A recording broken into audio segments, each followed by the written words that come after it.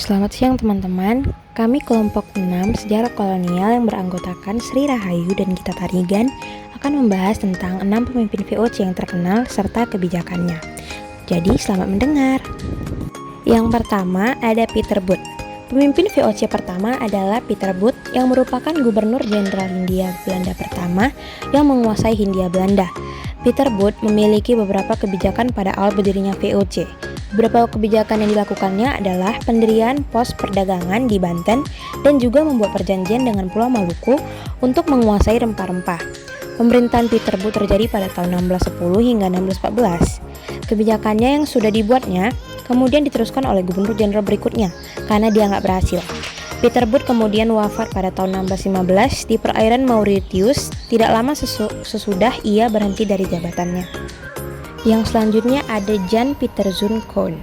Pemimpin VOC berikutnya adalah Jan Pieterszoon, yang ketenarannya tidak kalah dengan gubernur VOC lainnya dan juga masuk ke dalam sejarah berdirinya VOC. Gubernur Jenderal Hindia Belanda keempat ini merupakan orang yang memindahkan markas VOC dari Banten ke Jayakarta, kemudian nama Jayakarta diubah menjadi Batavia.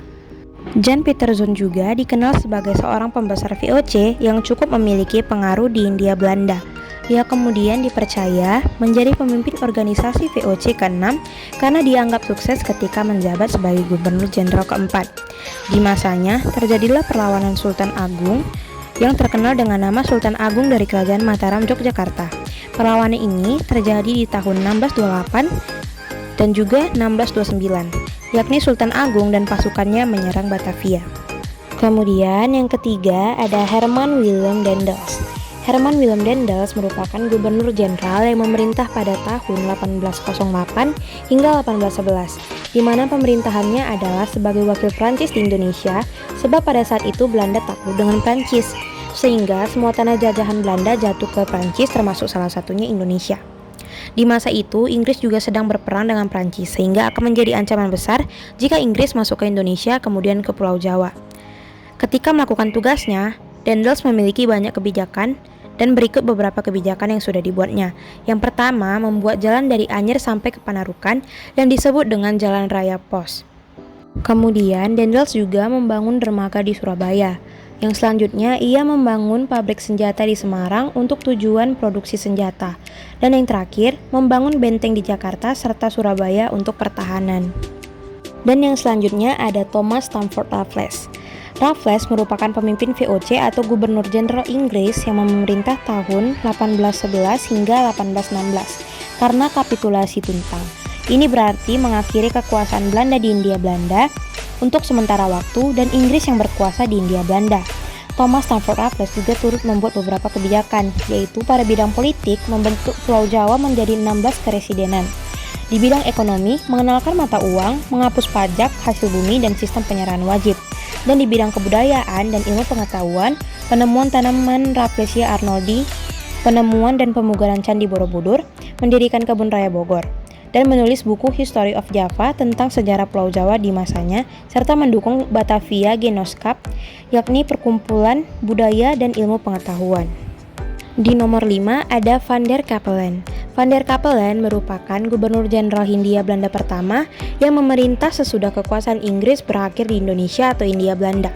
Kebijakan yang ia buat juga bisa dikatakan cukup berpengaruh, seperti mengurangi monopoli rempah di Pulau Maluku, serta menghentikan sewa tanah yang ada di Kerajaan Mataram, Yogyakarta untuk membantu petani. Van der Capellen juga membuat Departemen Pertanian, Seni dan juga Ilmu Pengetahuan di Pulau Jawa. Dan bisa disebut pemerintahannya adalah pro kepada rakyat, tidak seperti yang dilakukan pemimpin VOC lainnya. Namun ia dianggap lemah oleh Belanda sehingga Van der Capellen dipanggil pulang ke Belanda atau digantikan dengan Marcus de Kock. Dan yang terakhir ada Van den Bosch. Van den Bosch menjadi pemimpin VOC terkenal ketiga sesudah Herman Willem Daendels dan juga Thomas Stamford Raffles. Kebijakannya yang paling terkenal adalah sistem tanam paksa atau kulturstelsel. Ia sendiri yang membuat sistem tanam paksa untuk mengisi kekosongan kas Belanda karena perang Diponegoro dan juga perang kemerdekaan Belgia.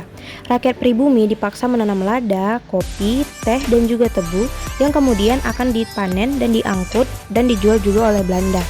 Namun, dalam praktek kulturstelsel itu, peraturan yang ditetapkan ternyata tidak sesuai dengan prakteknya. Pada saat satu peraturan menyebutkan jika rakyat tidak mempunyai tanah pertanian diwajibkan bekerja di kebun milik pemerintah Belanda selama 66 hari atau 1,5 tahun. Akan tetapi, pada kenyataannya rakyat yang tidak memiliki tanah dipaksa bekerja di perkebunan lebih dari 66 hari. Penyimpangan tersebut kemudian menuai kritik dari kaum liberal dan intelektual Belanda. Dalam sistem tanam paksa tersebut, Van den Bosch juga berusaha untuk memadamkan perlawanan Pangeran Diponegoro dan juga kaum Padari di Sumatera Barat. Demikianlah video yang dapat kami sajikan untuk teman-teman. Semoga dapat bermanfaat. Terima kasih.